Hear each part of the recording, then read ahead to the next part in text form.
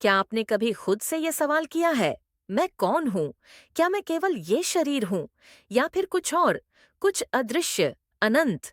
आज की ये कथा है एक जिज्ञासु शिष्य की और उसके गुरु की, एक रहस्यमयी यात्रा की जो उसे आत्मा की पहचान तक ले जाती है।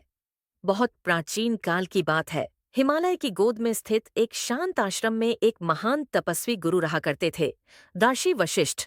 उनके कई शिष्य थे, पर एक शिष्य था सबसे विशेष, आरव। आरव बचपन से ही अत्यंत जिज्ञासु था। वह संसार की हर वस्तु के पीछे छुपे रहस्य को जानना चाहता था, लेकिन उसके भीतर एक प्रश्न दिन रात गूंजता था। गुरुदेव, आत्मा क्या है? क्या मैं ये शरीर हूँ या कुछ और? गुरु मुस्कुराए और बोले, आरव, आत्मा को समझना सरल नहीं। जब तक तुम स्वयं अनुभव न करो, तब तक यह ज्ञान केवल शब्द ही रहेगा।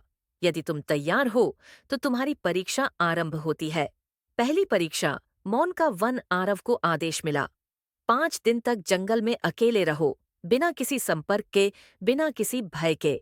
जंगल में घना सन्नाटा था, रातों को जानवरों की आवाजें, ठंड, भूख। लेकिन तीसरे दिन आरव को लगा, मैं अकेला नहीं हूं, कोई है जो मेरे भीतर भी है और बाहर भी। एक गहराई है जो सब कुछ देख रही है पर कुछ नहीं कहती। क्या यही आत्मा है? दूसरी परीक्षा, मृत्यु का सामना। गुरु ने उसे एक शव के पास रात भर बैठने को कहा। आरव डर गया, लेकिन फिर साहस जुटाकर बैठ गया। रात के अंधेरे में शव को देखकर उसे एक झटका लगा। अगर ये शरीर एक दिन मिट जाता है, तो फिर वो क्या है जो अभी जीवित है? क्या आत्मा शरीर से अलग है? तीसरी परीक्षा, दुख से अछूता व्यक्ति। अब उसे खोजना था एक ऐसा व्यक्ति जिसने जीवन में कभी दुख न देखा हो। वह गांव-गांव गया, अमीरों से लेकर संतों तक, हर किसी से मिला, लेकिन हर किसी की आंखों में कोई न कोई पीड़ा थी। तब उसे समझ आया, दुख तो हर किसी के हिस्से में है, लेकिन कुछ लोग हैं जो दुख में भी शांत रहते हैं। वे कौन हैं? शायद वे जो आत्मा को जान चुके हैं। वह आश्रम लौटा। गुरु ने पूछा, क्या तुमने आत्मा को जाना? आरव ने उत्तर दिया, गुरुदेव, आत्मा कोई वस्तु नहीं जिसे देखा जाए। वह तो एक अनुभव है। जब हम मौन में जाते हैं, भय से परे जाते हैं और मृत्यु को समझते हैं, तब हमें उसका आभास होता है। आत्मा वो है जो साक्षी है, नष्ट नहीं होती, जन्म मरण से परे है।